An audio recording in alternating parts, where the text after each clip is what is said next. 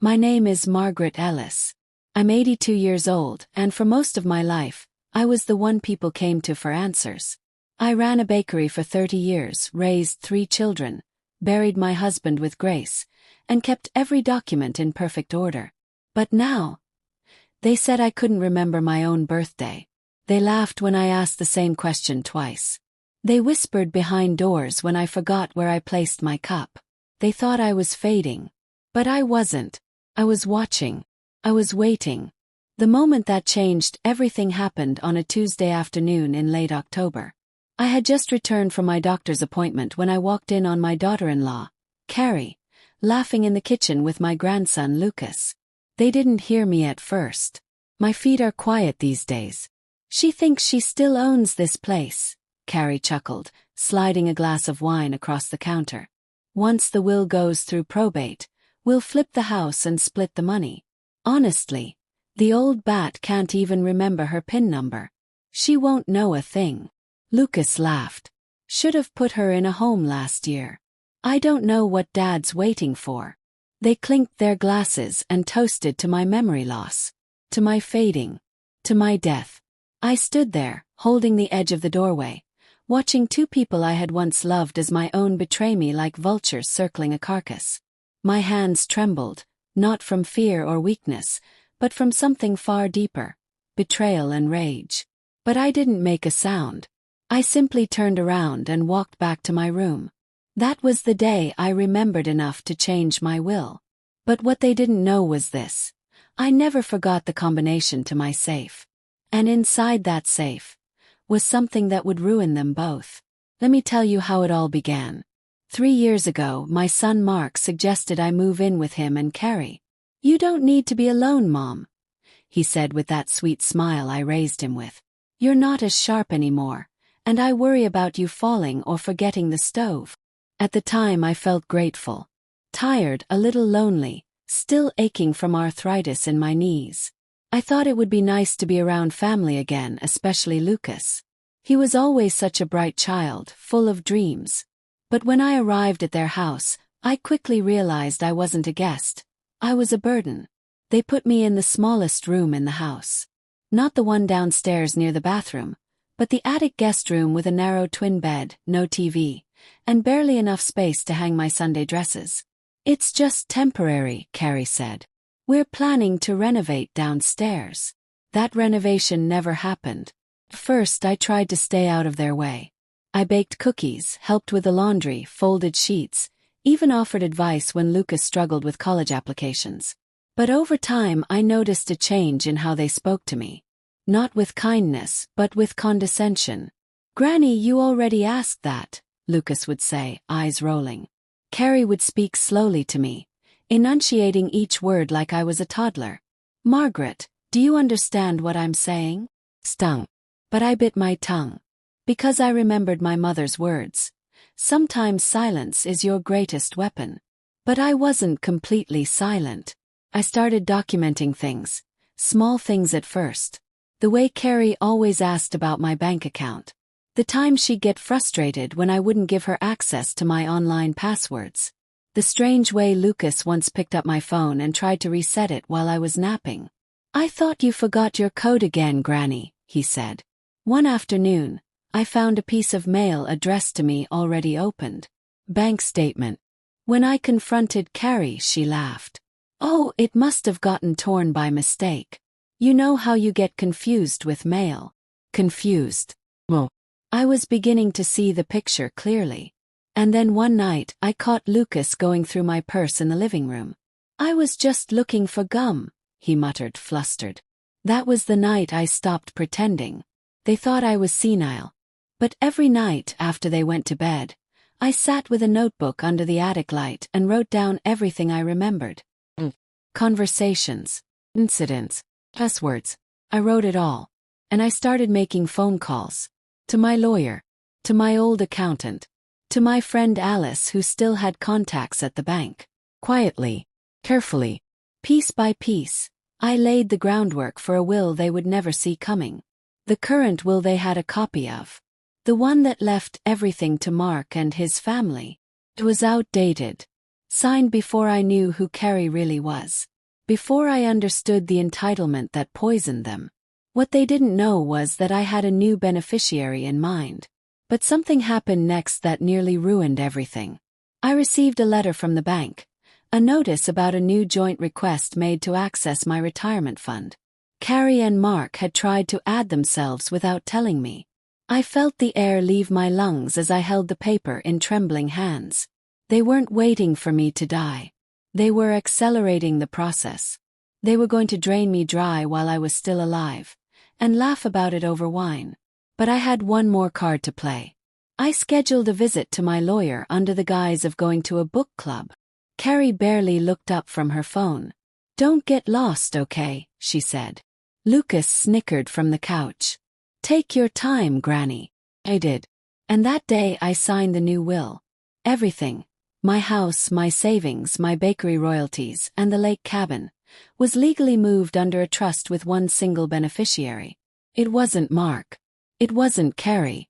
It wasn't Lucas. And now, they were just days away from finding out. Because what happened during Thanksgiving dinner changed the game completely. I had just begun carving the turkey when Lucas said, "Granny, you already told that story 3 times. The table laughed. Carrie added, "Bless her heart. Her memory's almost gone. Maybe she'll forget she promised us the house." That's when I stood up. I walked to the kitchen drawer and pulled out the envelope I had kept hidden for weeks. Inside it was the truth. And what I said next? Well, it made Carrie's wine glass slip from her hand and shatter on the floor. But before I tell you what I revealed to them, let me take you back, to the moment I realized I was never going to be respected in that house again. The moment the idea of revenge was no longer petty, but necessary.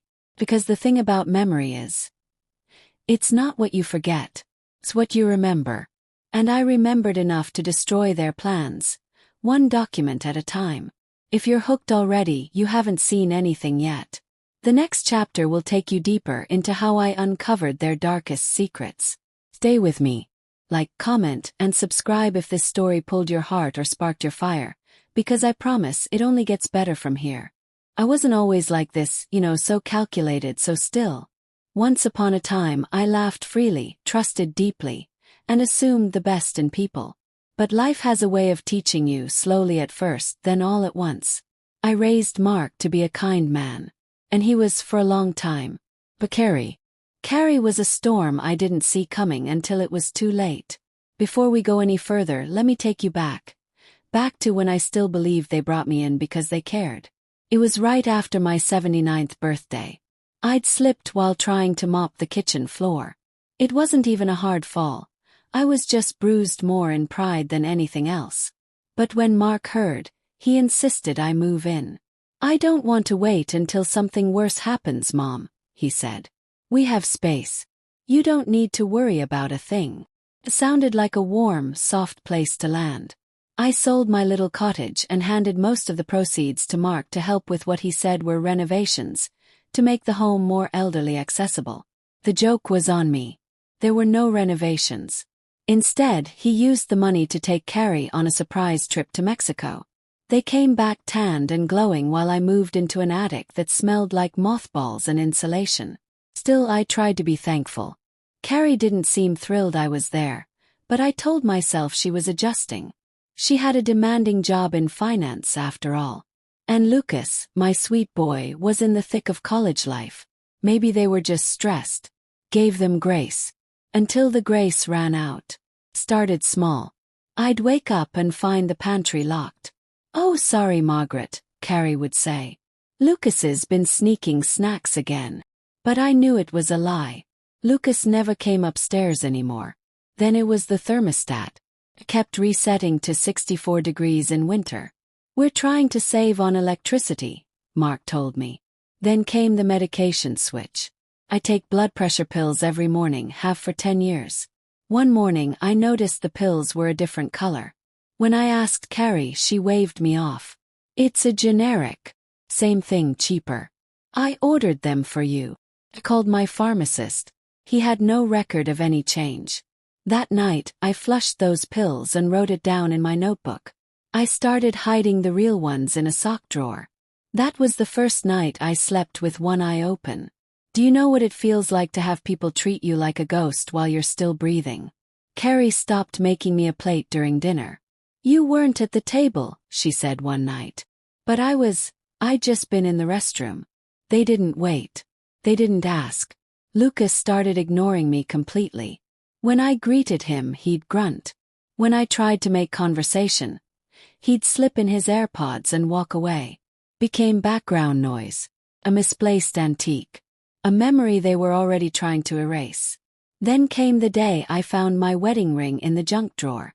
I had taken it off to bathe, something I rarely did. It had been in my jewelry box for 40 years. When I asked Carrie about it, she said, "Oh, I thought it was some old trinket you were done with. Looked tacky." That ring had cost more than her engagement band. And it was my husband's last gift to me before he passed. I went back to my room, shut the door, and cried for the first time since I moved in. But I didn't let them see the tears. Well, that night, I pulled out my old lockbox from under the bed, the one they didn't know I had brought with me. In it were documents they assumed had been destroyed or lost with the sale of my home. My original will, bank statements, ownership documents for my bakery royalties, and, most importantly, the deed to the lake cabin. It was still in my name alone. They thought they'd inherit it all. But they were wrong. You see, the mind is a tricky thing. Yes, I had started forgetting the names of old movies. Yes, I misplaced my glasses often. But when something matters, truly matters, the heart helps the mind remember. And I remembered more than they thought. Like the day I overheard Carrie on the phone. "I don't care if it's elder abuse, Mom," she hissed. "She's forgetful and alone. Mark's too soft to act, but once we're on the mortgage, we'll have control. And then it's home care. Medicaid will take over." They were planning to put me in a facility, not out of concern, but to clear the house and cash in the assets. That's when I made my decision.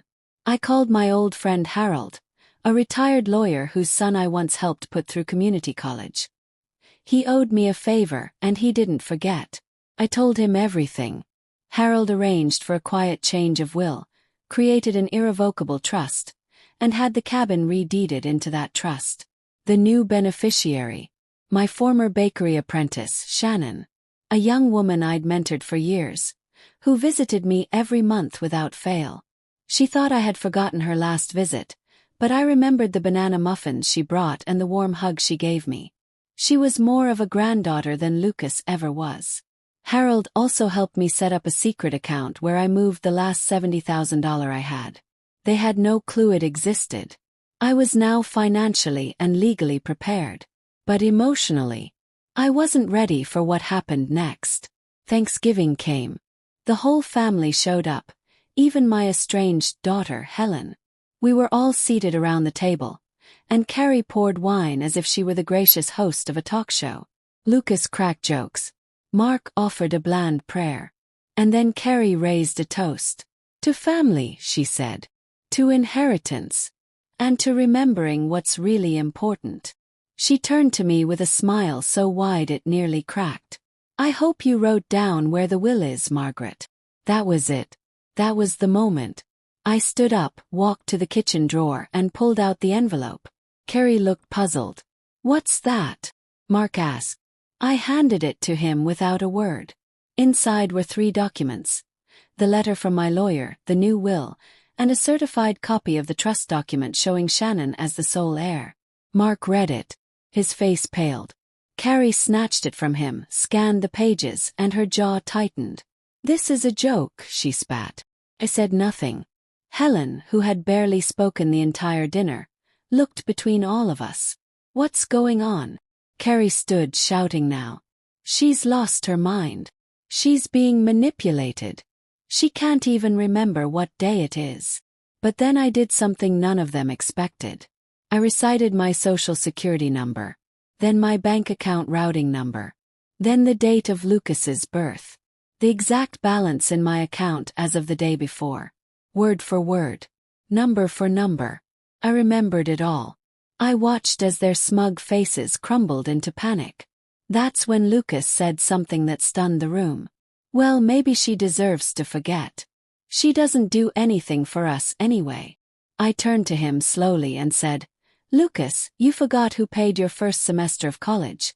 You forgot who taught you how to bake those cinnamon rolls you used to brag about to your friends. But I didn't forget. I never forgot. I just waited. And I handed the final page of the envelope to Helen. Read it, I said. It was a letter addressed to the entire family. My final words before I made my next move. And what I wrote, well, it would make Carrie scream.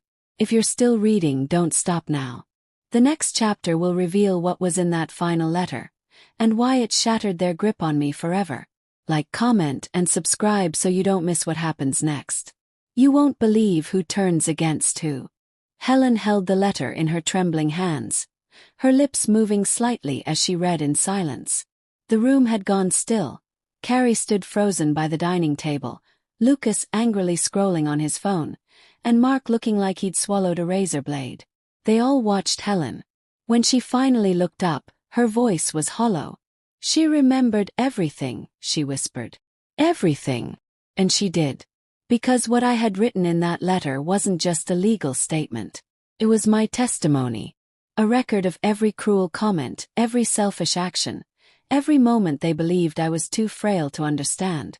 I wrote it not with bitterness, but with clarity. I needed them to know that I had seen them, that my silence was not ignorance. It was strategy. Mark took the letter and began reading aloud, his voice shaking. To my children and grandchildren. I was not confused. I was not lost.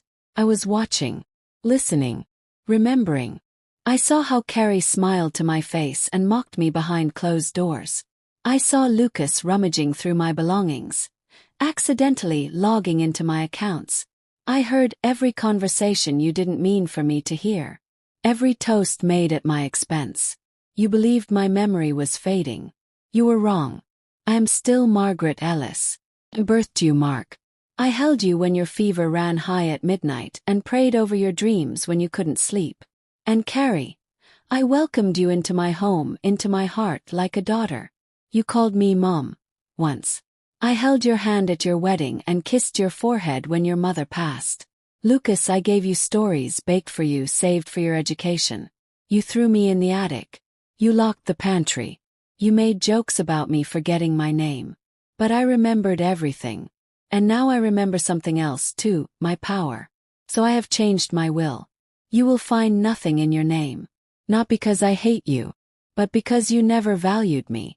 The house you're standing in is in my name still. The cabin you bragged about inheriting is now held in trust. To someone who still shows kindness. I am not a fool. And I am no longer your pawn. Goodbye. Margaret. Carrie stormed out of the room halfway through the reading. Lucas sat down, trying to act like he didn't care, but the blush in his face told another story. Mark folded the letter and said nothing. For a moment, I almost pitied him. Almost. Helen stood from the table, walked over to me, and hugged me tightly. I didn't know, Mom. I should have come sooner. Tears pricked the corners of my eyes. I whispered back, I never forgot you, sweetheart. After dinner, Carrie didn't speak a word to me. She went straight upstairs and slammed the door. Mark tried to act unaffected, but I heard him arguing with her all night. The next morning, I woke up to a strange silence in the house. Carrie and Lucas were gone. Their rooms emptied. No goodbye. No apology. Just a quiet vacuum where their cruelty used to be. But don't be fooled. That wasn't the end. It was the beginning of something far more dangerous. 3 days later, I received a call from Harold, my lawyer. Margaret, he said, there's been a development. Carrie's filed for a petition with the court. A petition? I asked, already feeling a chill. She's challenging your mental fitness. She's claiming undue influence and memory impairment. She wants the new will thrown out. The line went quiet as I tried to steady my voice. Can she win? There's a hearing scheduled in 2 weeks. We'll need to prove you're mentally competent. But I've seen what she's submitted. She's playing dirty. She's claiming psychological records, alleging you've been forgetting basic tasks for over a year. She even submitted a letter from a doctor, one who's apparently never treated you. That's when I realized. Carrie wasn't just angry. She was declaring war. But she underestimated one thing. I still had the power to fight back. I called Helen. "Honey," I said, "I need a favor."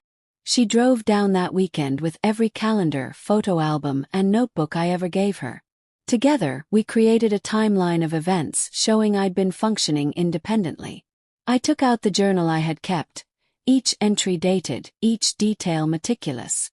Then I called Alice, my friend and former pharmacist, who confirmed I'd caught the pill switch myself and asked the right questions. And Shannon. She showed up with tearful testimony of how I mentored her, kept up with her business, even helped her balance accounts just last month. For every lie Carrie told, I had a truth ready to stand against it. But Carrie wasn't done yet. 1 week before the hearing, I came downstairs to find a young woman standing at the door. "Are you Mrs. Ellis?" she asked. "Yes," I replied. "I'm from Elder Protective Services. We received a report that you're being neglected and may not be of sound mind." My knees almost gave way. But I stood tall. "I know exactly what this is about," I said. "Come inside." "Matey." I told her everything. She left with a copy of my journal, my latest doctor's note confirming I was lucid and well-functioning, and a USB drive filled with voice memos I had recorded over the past 3 months, one after every major incident. When the hearing date arrived, the courtroom buzzed with reporters and whispers. Carrie sat smugly in a navy suit, Mark next to her looking like a man who'd just lost his soul. Lucas didn't bother showing up. I walked in with Helen on one side, Shannon on the other, and Harold right behind me. The judge looked over the files, the letters, the conflicting statements. Carrie began her case. She painted me as a forgetful, senile old woman. She called me paranoid, accused Shannon of manipulating me for money, claimed I didn't understand what I was signing. I watched quiet until it was my turn. I stood, took a deep breath, and spoke directly to the judge. "My name is Margaret Ellis. I am 82 years old, and I may forget where I put my keys, but I remember betrayal. I remember being told I was a burden. I remember hearing my own daughter-in-law laugh about my death. I may be old, but I am not broken." Then I opened my journal, and I read, day after day, page after page, timestamp after timestamp. The judge listened. By the time I finished, the room was so silent, you could hear a pin drop. Carrie's lawyer tried to object, but the judge held up a hand. "I've seen enough." She turned to Carrie. "This case is dismissed. The will stands.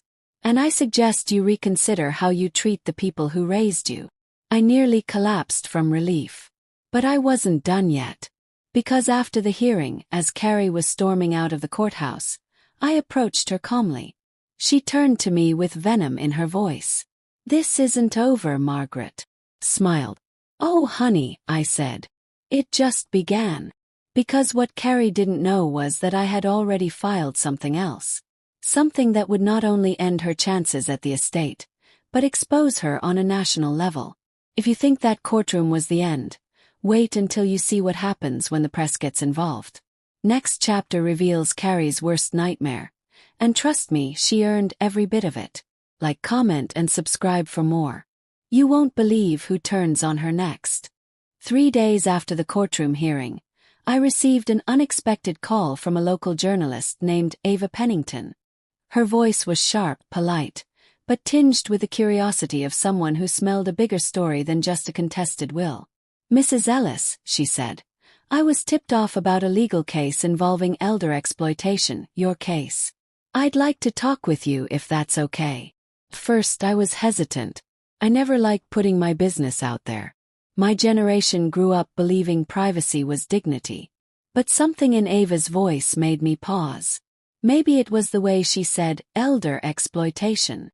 Not memory loss, not senility, but the truth of what had been done to me. So I said yes. We met in my garden, the one I still managed myself, despite their whispers that I forgot to water the roses. She asked her questions carefully, and I answered them honestly, every last one. By the time she packed up her recorder, her hands were trembling. "Mrs. Ellis," she said quietly, "I think this story is going to help a lot of people." The next Sunday, it was on the front page of the Oak Hill Herald. Headline: "They said she forgot everything. She remembered enough to take it all back." The article didn't just talk about the will, it detailed everything. How Carrie tried to manipulate my medications, the pantry locks, the forged bank access request, the Elder Protective Services visit. Ava dug up records of Carrie's previous financial misconduct at her old firm, something even I didn't know. Suddenly, Carrie's picture was everywhere. And the community she once bossed around at brunch tables started seeing her for who she truly was. But the real twist: it wasn't the article. It was what happened after. I received a letter, handwritten, no return address. Inside was a single line: "You think you won, but I never needed the will to destroy you." It was signed C. Carrie. I knew then that she wasn't going to let go. But neither was I. That very night my house was egged. My mailbox smashed. At first I wanted to believe it was some teenagers. But the second time I caught a glimpse of the car. Carrie's Audi. She wasn't being subtle anymore. She was unraveling. Mark came by 2 days later, unannounced, holding a bouquet of wilted supermarket flowers. "Mom," he said, "I didn't know she'd go this far. I thought we were just protecting you. I thought you were slipping." I looked at him for a long time before answering. "You didn't think, Mark. You followed. And now you want to apologize because the world saw who she is. But where were you when I was freezing in that attic room? When I was writing in my notebook, alone in silence?" He had no answer. He left the flowers on the porch and drove away. The next morning I made my move. Called Ava again. "Ava," I said, "do you remember when I told you this wasn't just about me?" "Yes," she said carefully. "I have names," I told her. "People like me. Who are still trapped." You see, after the article, letters began arriving at my mailbox. Handwritten notes from other elderly people in town. Some in similar situations, others terrified they'd end up like me. A woman named June who hadn't seen her grandchildren in 3 years. A man named Robert whose niece had power of attorney and refused to let him access his own funds. Their stories haunted me, so I compiled them, and I brought them to Ava. That's when we formed the Silver Voice Project. Column, series, movement. Every week, Ava published a new story of elder neglect, financial abuse, and family betrayal, with names changed for privacy. And every week our message grew louder. But guess who didn't like that? Carrie. Because in one of the articles, Ava mentioned something that made Carrie's name buzz again. Her role in financial planning, and her unofficial relationship with several vulnerable clients. Suddenly, the media wasn't the only one watching. The state licensing board opened an inquiry into Carrie's firm. And then, the IRS came knocking. It turns out, Carrie had been filing suspicious deductions and withdrawals from a few elderly clients' accounts. And the moment Ava's article touched that nerve, one of the victims spoke up. Carrie was under formal investigation. Mark came again, this time with his head low. "She's going to lose everything," he mumbled. "She blames you." I looked him in the eye and said, "No, Mark. She's going to lose everything because she tried to take everything. There's a difference." But even as I said those words, I knew something was brewing. That night, I woke up to the smell of smoke. I ran downstairs as fast as my knees allowed me. The trash bin near the back porch was on fire. The flames were small, contained. But it was a message. Someone had poured gasoline and lit it. Just enough to scare me. I called the fire department. The police took my report. When they asked if I suspected anyone, I didn't even hesitate. "Carrie Ellis," I said clearly. "And I fear she won't stop at just fire." They put my house under watch for 48 hours. But I couldn't shake the feeling. So I went back into my safe, the same one they never discovered, and pulled out the final card I had saved. A recorded conversation.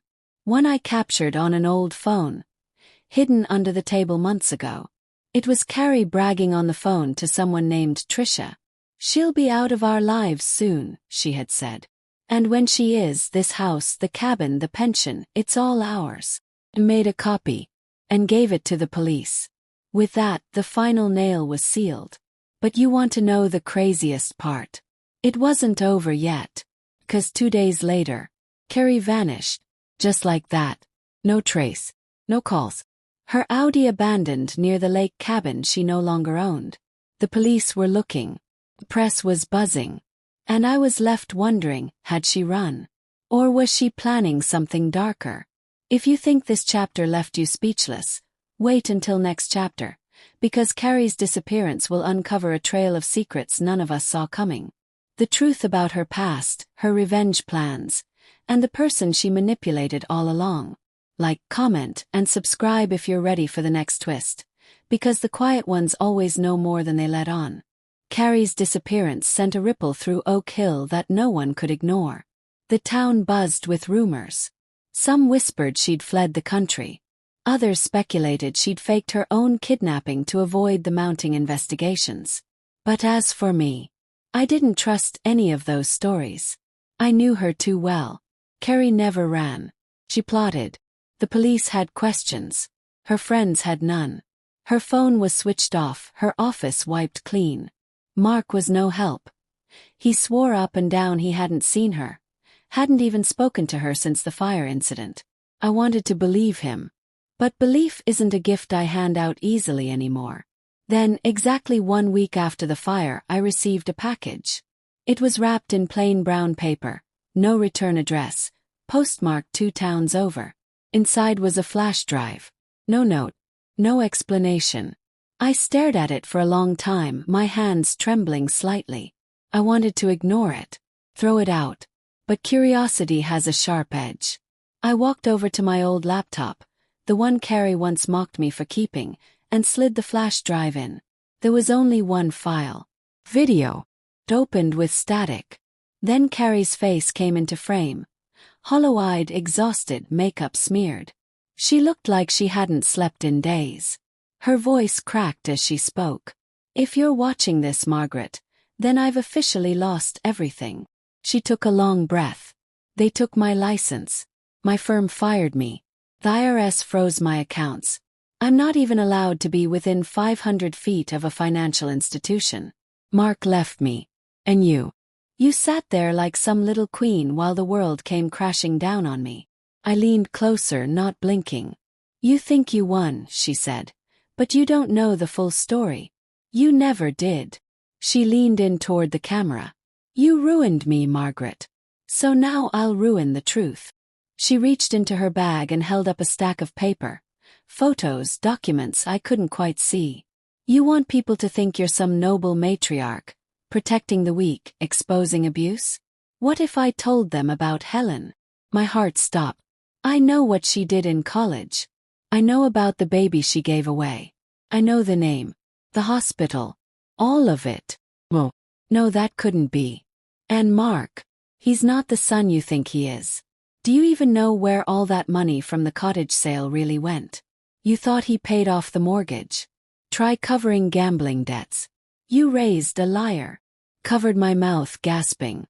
She smiled, a wicked curve on her lips. "If you want me to keep all of this buried, you'll do exactly what I say." Then the screen went black. I sat there for a long time. The hum of the laptop fan was the only sound in the room. What had I just watched? What kind of woman blackmails a grandmother after setting her own life on fire? But deep down I already knew the answer. Carrie had always been like this. I just hadn't wanted to see it. Called Helen immediately. She picked up on the first ring. "Mom, is everything okay?" I hesitated, then asked softly. "Sweetheart, is there something you want to tell me? Something from long ago?" The silence on her end was all the confirmation I needed. She began to cry. I was young," she whispered. 18. It was a mistake. He wasn't ready to be a father. I wasn't ready. I thought if I buried it, it would go away. I never meant to lie to you." My chest ached, but not from anger. From the weight of it all. From the pain of knowing my children carried secrets they felt too ashamed to share, even from me. You could have told me, I said. I was scared. And then Carrie, she found out. Somehow. She threatened to ruin me if I ever supported you during the will dispute. That's why I stayed quiet for so long. So it was true. Carrie had been working her poison long before the court case. She was pulling strings. Digging into the past. Using shame as leverage. Helen and I cried together that night. And for the first time in years, we began to rebuild what Carrie tried to destroy. But it wasn't just about healing anymore. It was about fighting back. So I called Ava. And I gave her the flash drive. You sure about this? She asked. Carrie wants to wage war through secrets, I said. Let the world see her strategy. 2 days later, Ava ran a story titled, Carrie Ellis's Final Move. Blackmail, Threats, and the Weaponization of Secrets. She blurred the personal details, protected Helen's identity, but she included transcripts from the video, statements from experts about coercion, and a full timeline of Carrie's manipulation, from the medication switch to the fire to the threats. The public response was swift and furious. People stopped whispering. They started shouting. A petition was launched demanding full federal investigation into Carrie's past clients. The mayor, who had once attended Carrie's financial seminars, publicly cut ties and called for a full reckoning. Then the phone rang. Mrs. Ellis, the voice said. This is Detective Harris from Oak County. We found her. My heart caught. She was hiding out in a motel near Cedar Ridge. We brought her in for questioning. She's facing multiple charges. Fraud, harassment, elder endangerment, arson suspicion. We're still building the case. But I thought you'd want to know. I hung up and sat on the edge of my bed. Carrie Ellis was finally in custody. But instead of feeling triumph, felt something else. Grief. Grief for the family we could have been. Grief for the daughter-in-law I tried to love. Grief for Mark, who lost himself chasing someone who never deserved him. The next day Mark showed up again. He stood in the garden, hands trembling. She's in jail, he said. He nodded. He looked down. I enabled her. I lied for her. I ignored what she was doing because it was easier than facing who she really was. I didn't say a word. He knelt on the path between my rose bushes, and for the first time in decades, my son wept in my lap like a child. Forgive me, Mom, he whispered. I don't deserve it, but I'm asking anyway. I brushed his graying hair back and held his face. Start over, I said. Not for me. For yourself. But deep down, I knew the consequences were still unfolding. Carrie had kept secrets. And the investigation had only just begun. Because what the police found in her motel room would lead them to an old storage unit. One with boxes labeled me. My initials. And inside those boxes were things I never even knew she had taken. If you thought Carrie's arrest was the end, next chapter will reveal just how deep her obsession with control went. What the police find next will change everything, even my own past. Like, comment, and subscribe if you're still walking this road with me. I promise, the next twist is one you'll never forget. When Detective Harris called again 2 days later, I wasn't ready for what he had to say. Mrs. Ellis, he said gravely, you need to come down to the station. We've found something in Carrie Ellis's possession. We need you to identify it. I felt my stomach drop. I thought we were done. I thought she was in custody and the worst was behind me. But no. Carrie had one more shadow to cast. At the police station, Harris led me into a quiet room. On the table were several cardboard evidence boxes. Labeled, catalogued, sealed. He peeled one open slowly and gently set the contents before me. Old photographs, dozens of them. Of me. Some I had never seen before. There were pictures of me at the bank, at the park with Helen, leaving the pharmacy, even sitting alone in the attic bedroom. Photos that had clearly been taken through a crack in the door. My hands trembled as I picked up each one. Where did these come from? Yes. They were in a storage unit she rented under a false name.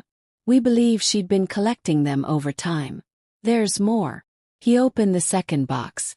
Financial documents, bank statements, journal printouts, copies of letters I had mailed. Even a fake letter of resignation from my old bakery business. Something I never wrote but was typed on letterhead with a forged signature. She was building a file, Harris said. One that could be used to prove you were incompetent, unstable, or even dangerous. Felt sick. Carrie had been preparing to erase me. Not just from the will, but from my own life. She wanted to rewrite who I was. This isn't just elder abuse, Harris added. This is calculated identity manipulation. We're looking at charges of stalking, fraud, forgery, and possible attempts at power of attorney through coercion. And the worst part, she hadn't acted alone. In the third box, tucked beneath a stack of legal drafts, was a receipt, dated 8 months ago, from a private investigator firm. The name Mark Ellis was listed under authorized contact. I stared at it for what felt like hours. Mark knew. Maybe not all of it. Maybe not how far it went. But enough. I drove home with a hurricane in my chest. I didn't sleep that night. I just sat at the window, watching the wind bend the trees and wondering how I'd raised a son who stood by and watched while someone tried to bury me alive. By morning I made my decision. I wasn't going to survive this quietly anymore. I was going to live loudly. Called Ava. This goes in the next article, I said. Everything. The photos, the fake documents, even the PI receipt. Ava hesitated. Are you sure, Mrs. Ellis? This could blow up your entire family. I looked out the window at the rising sun. Good, I said. It's time the fire spread in the right direction. And it did. The story ran on every platform. Newspapers, TV, blogs, even local radio. They called it the Ellis deception.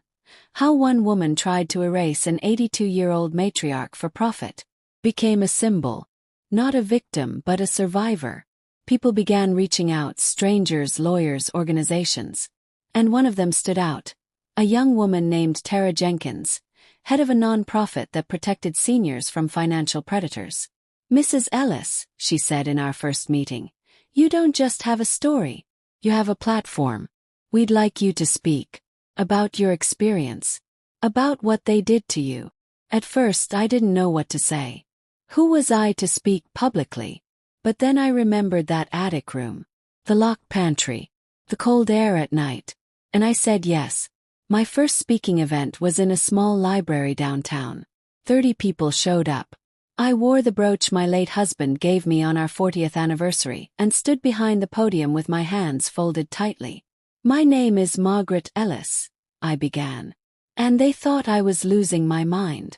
But I was only just finding my voice. The room went still. People cried, clapped. One woman hugged me afterward and said, my daughter's doing this to me right now. I thought I was the only one. I began to realize, this wasn't just about Carrie anymore. It was about all of us. All the forgotten elders. The dismissed. The minimized. The just old. And yet, as I was finding my strength, Mark was falling apart. I hadn't seen him since the police showed me that receipt. But one day he showed up at my door, eyes sunken, cheeks hollow. Mom, he said. Can I come in? I didn't answer. He stepped back ashamed. I didn't know she was taking pictures. I didn't know about the PI. I just signed the form when she said it was to protect you legally. She told me it was for your medical records, to prove you were eligible for a caretaker stipend. I was stupid. I didn't ask questions. I didn't want to know. Tears welled in his eyes. I was a coward. But I didn't know it would go this far. I watched him crumble. Part of me wanted to slam the door. But another part remembered the boy who used to leave dandelions in my apron pockets, who cried when he saw me cry at his graduation. You don't have to say anything, he whispered. But if there's any part of you that can forgive me, I'll be here, waiting. And he turned and walked away. I didn't call after him. Not yet. Because I needed to find the truth for myself. I hired my own private investigator. I wanted to know everything. What Mark knew. What he said. What he signed took 2 weeks. And what the investigator found changed the game completely. Because there was another name on the documents. A second signer. Someone I never suspected.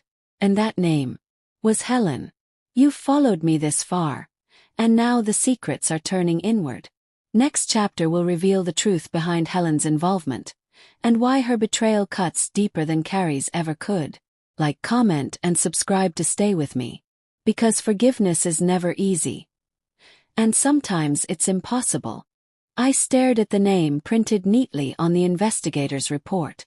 Helen Ellis, authorized contact and secondary signatory. My breath caught. I blinked hard, reading it again, hoping I'd somehow imagined it. But no. It was her. My daughter. The same daughter who cried in my arms just weeks ago. The one who said she had no idea about Carrie's lies. The one who told me she'd been manipulated into silence. Now I knew the truth. She hadn't just been silent.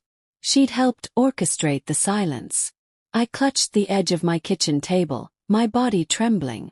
My legs buckled beneath me, and I sank slowly into the wooden chair I used for morning tea and evening prayer. Helen. My Helen. Didn't make sense. Not after everything we had shared. Not after she told me about the baby, about the guilt, about how Carrie had held that secret over her like a guillotine. Why would she sign anything? Why would she stand beside Carrie, even on paper? My thoughts spiraled. The room tilted. 1,000 memories flashed. Holding Helen as a baby, brushing her hair before school, sitting with her on the porch swing when her first heartbreak shattered her world. All of that, undone in one line of print. I needed answers. And for once, I didn't want to wait. Called her. She answered on the second ring. Mom. We need to talk, I said, my voice steel. That afternoon, Helen arrived quietly. Her eyes already brimming with something, regret, guilt, panic. I didn't invite her inside. I stood on the porch and handed her the report. Her face turned ashen the moment her eyes scanned the page. Mom. I can explain. Then do it. Her words stumbled at first. Then came the flood. I didn't know it was going to be used like that. Swear. Carrie told me she needed a backup signer to help manage your prescriptions and ensure you had access to assisted living programs. She said it was just paperwork. Legal mumbo-jumbo. You signed something without reading it. I asked flatly. Yes. Mean. I skimmed it. She said if I didn't, she'd tell everyone about the baby. About the past. I panicked. She already told me, I said coldly. And I forgave you.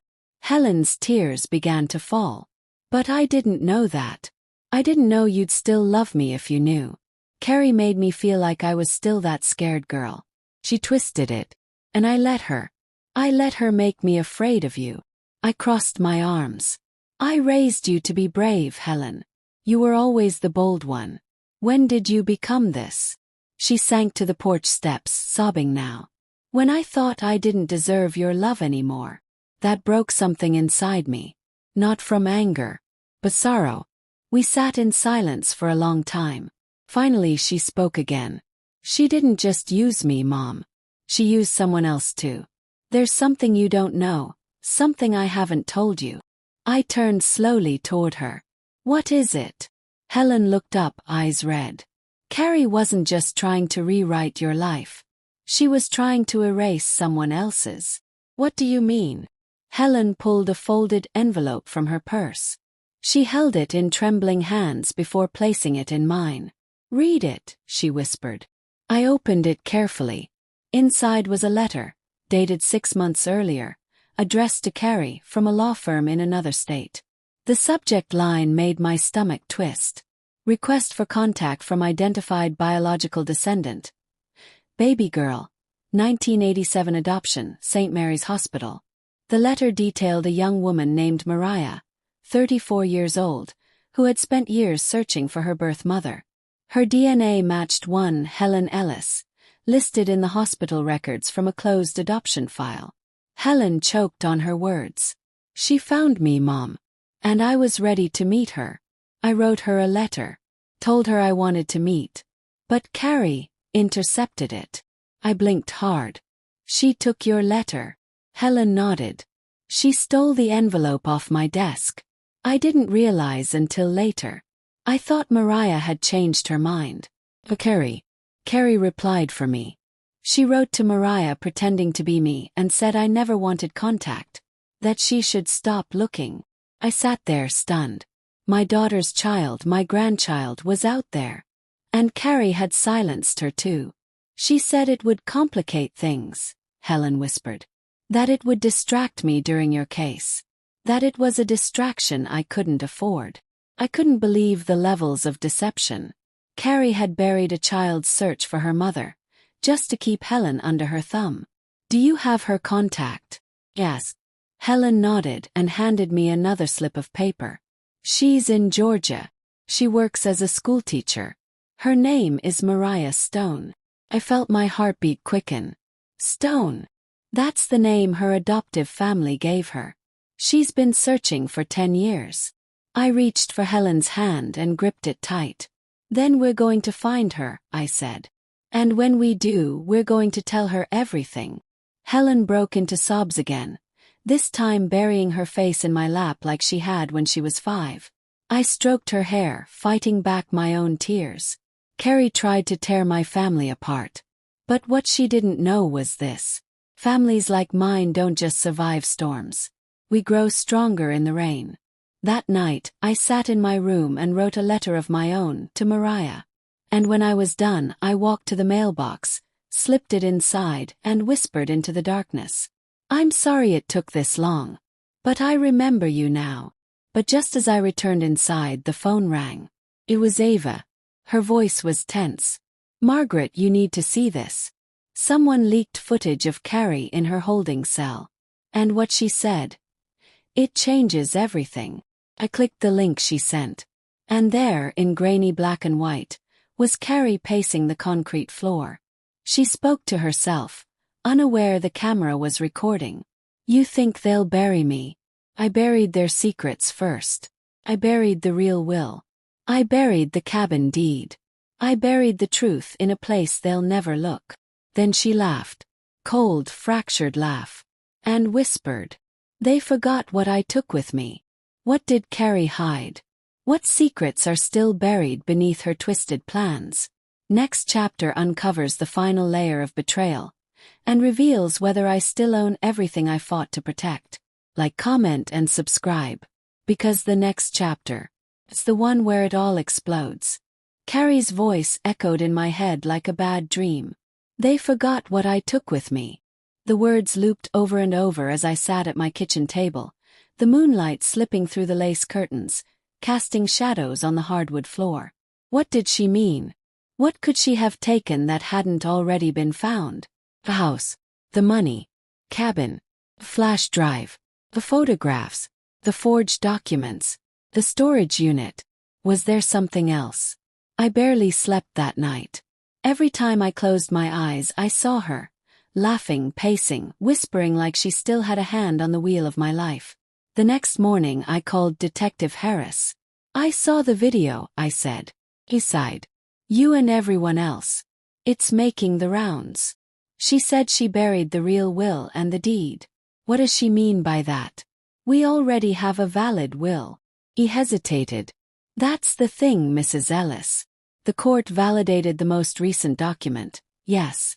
But we just received notice from a junior staff member at Carrie's old law firm.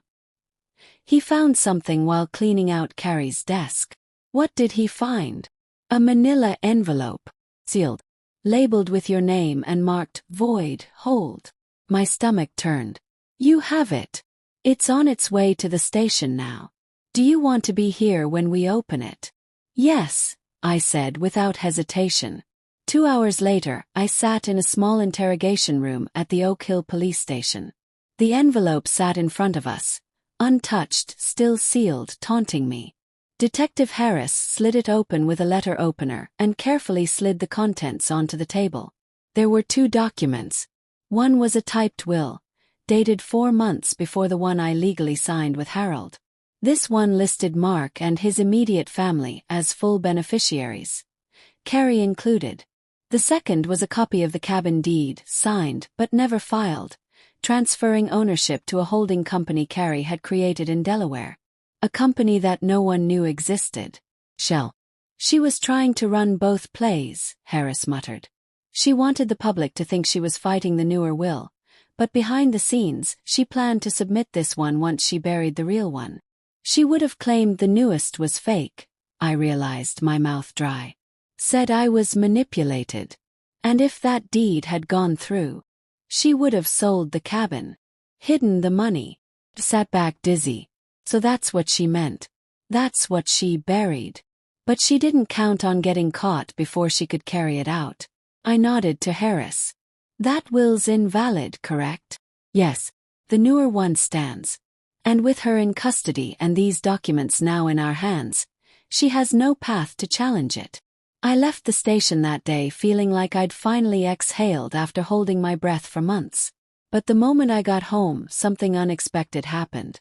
The doorbell rang. I opened it to find a woman. Young, mid-30s, curly hair, soft brown eyes, and a cautious smile. Hi. I'm looking for Margaret Ellis. Froze. My heart knew before she even said it. Yes, I whispered. I'm Mariah. Mariah Stone. I blinked hard, the porch light glowing behind her like a halo. She stepped forward slowly. I got your letter.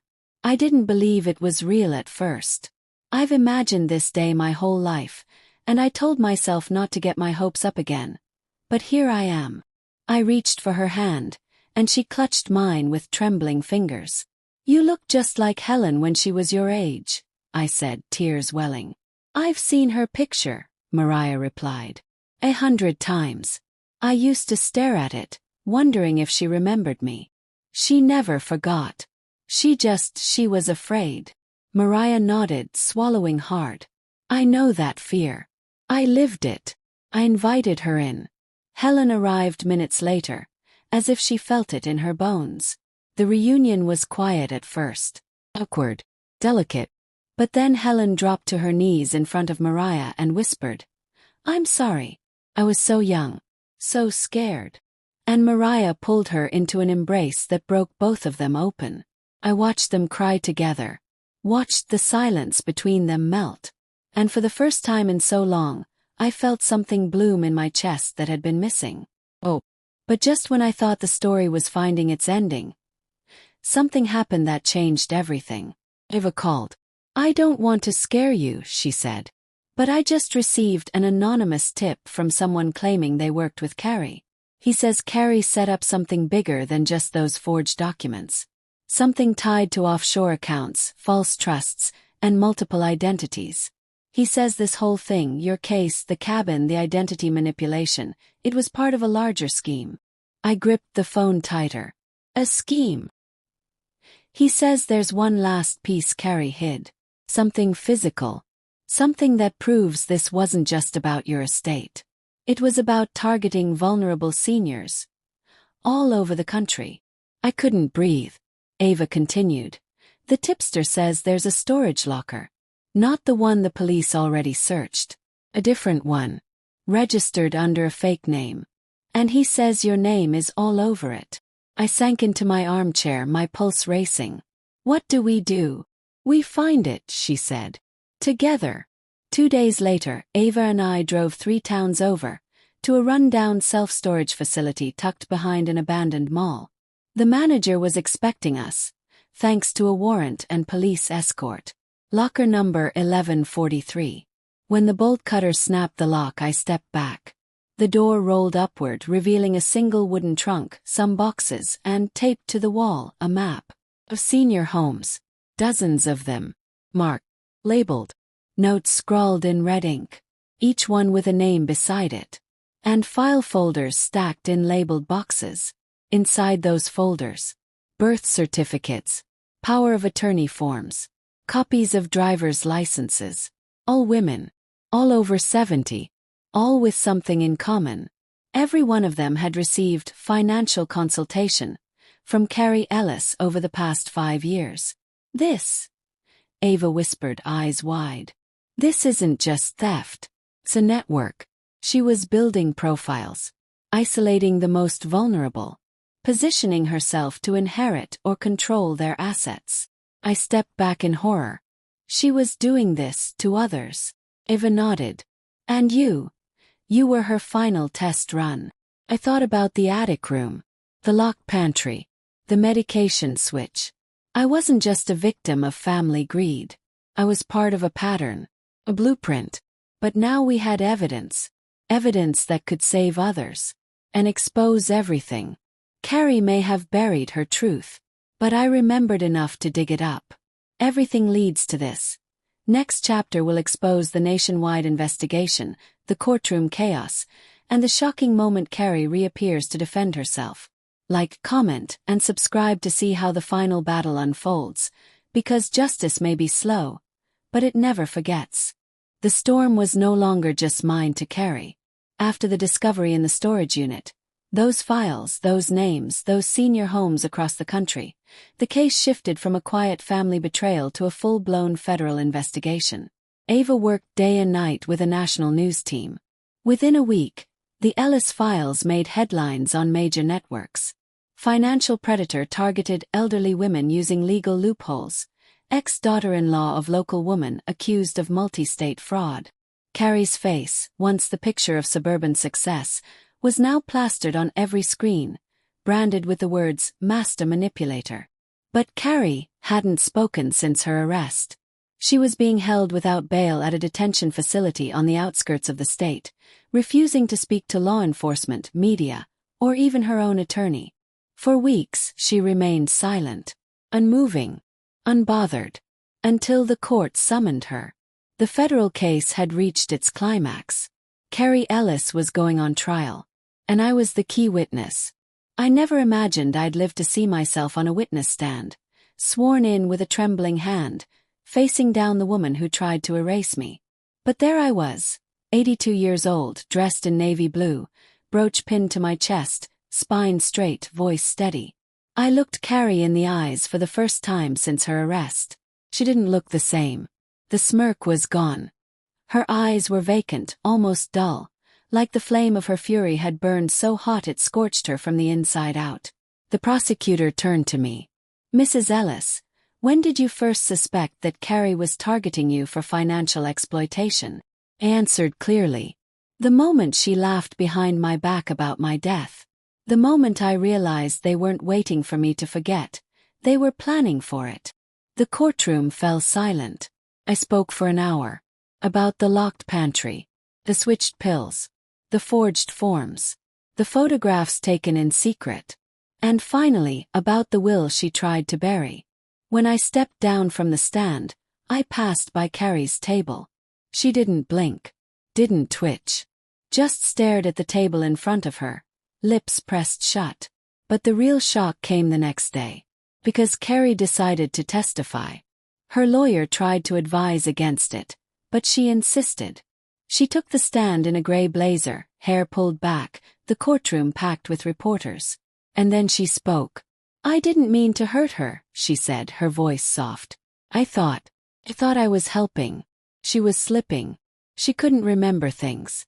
Mark and I were scared. We didn't want her to end up like my mother. The courtroom listened closely. But yes, she continued.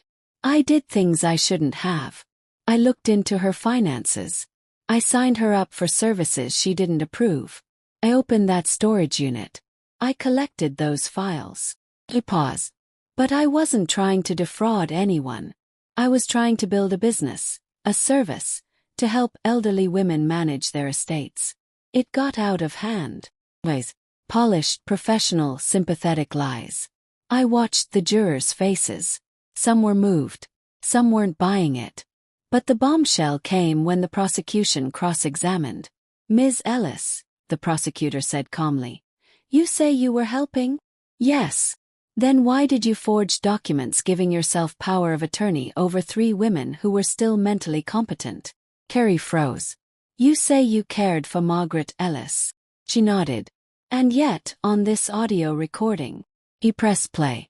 Carrie's voice echoed through the courtroom. She'll be out of our lives soon. Then the house, the cabin, the pension, it's all ours. The courtroom gasped. Carrie flinched. The prosecutor turned back to the jury. No further questions. The trial lasted 2 more days. Dozens of women came forward. Their files matched those from the storage unit. Signatures. Withdrawals. The dots connected. On the final day of the trial, Carrie's verdict was read. Guilty. On 14 counts of elder exploitation, financial fraud, document forgery, and obstruction of justice. The judge sentenced her to 25 years in federal prison without the possibility of parole for 18. Mark sat in the gallery behind me. He cried quietly. I didn't comfort him. Not because I didn't care, but because he needed to sit with the choices he made. After the sentencing, I walked outside into the sunlight, the courthouse behind me, my story now public, immortalized in ink and screens. Reporters rushed forward. Mrs. Ellis, do you feel justice was served? I looked them dead in the eyes. No amount of justice can return lost trust. But I remember who I am. And they'll remember what I did. That night I sat by my window again. Not with dread, but with peace. Mariah had moved back to town. Helen and she were slowly healing their relationship. Shannon visited weekly, bringing banana muffins and stories from the bakery we once ran together. And I had started speaking at events around the state, sharing my story so others could protect their stories too. But something still lingered. A letter arrived that weekend. From the prison. From Carrie. I stared at it for a long time before I opened it. Margaret, I lost. You won. But in some twisted way I thank you. 'Cause now I know who I really am. And who I'll never be again. I don't ask for your forgiveness. I don't deserve it. I just hope you know. I never wanted to become this. Carrie. I folded the letter and placed it in a drawer. And then I made a decision. I would visit her once. To look her in the eyes and remind her that while she tried to take everything, she failed. Because in the end the mind forgets. But the soul remembers. In the next chapter, the final chapter, you'll walk with me into the prison one last time. You'll hear what I said to Carrie, and what she said in return. You'll see how my family, my future, and my freedom finally found peace. Like, comment, and subscribe because if you've come this far with me, the ending is something I want to share with you personally. I sat on the prison bench, hands folded over my purse, the silence of the visitation room humming like a warning. It had been 2 weeks since I received Carrie's letter, the one that, for the first time, didn't sound like a weapon but a sigh. I wasn't sure what I expected coming here. Closure. Vengeance. An apology. Maybe I didn't want anything at all.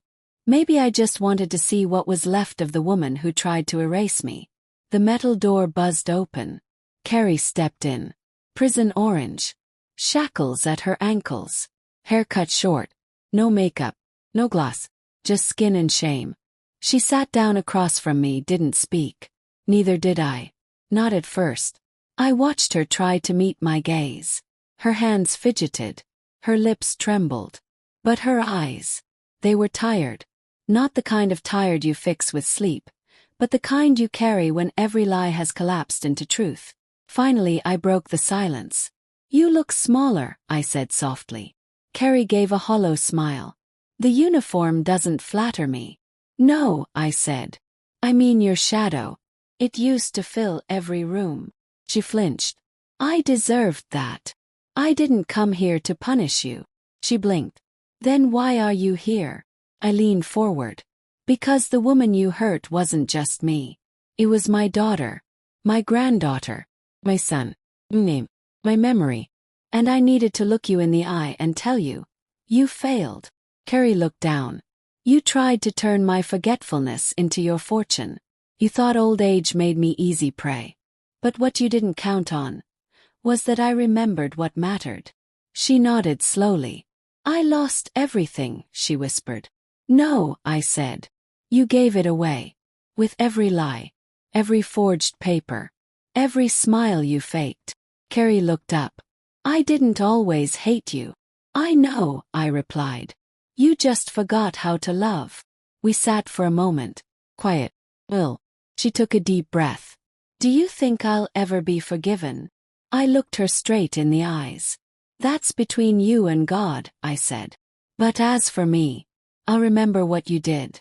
And I'll remember what I did after." She nodded. Tears spilled silently. "Understood. I hope one day you find the version of yourself that doesn't need to hurt others to feel whole."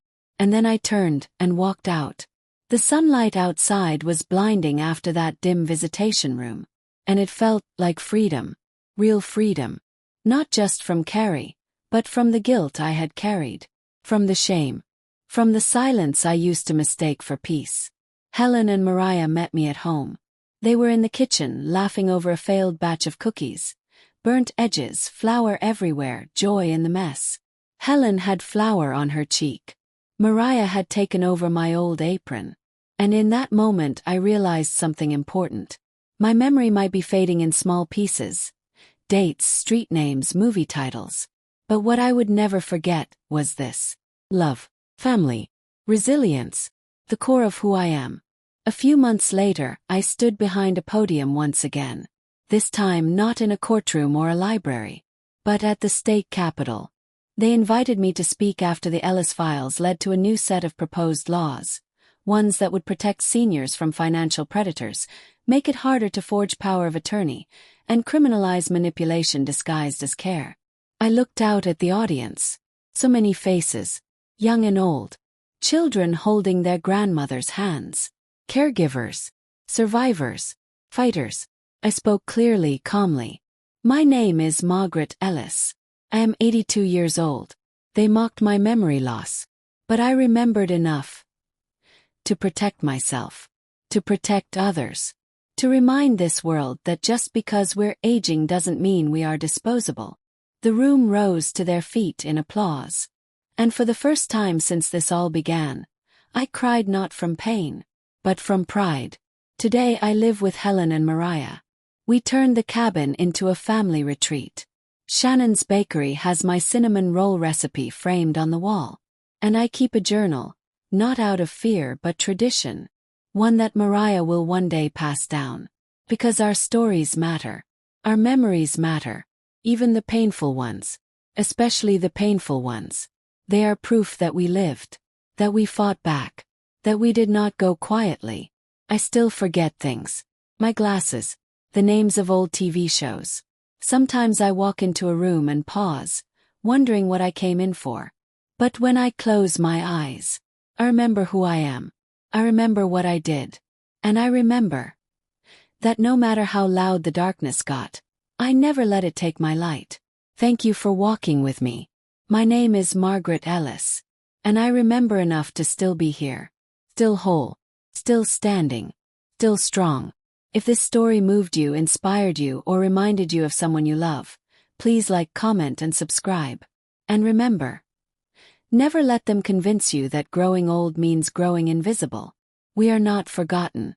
We are unforgettable.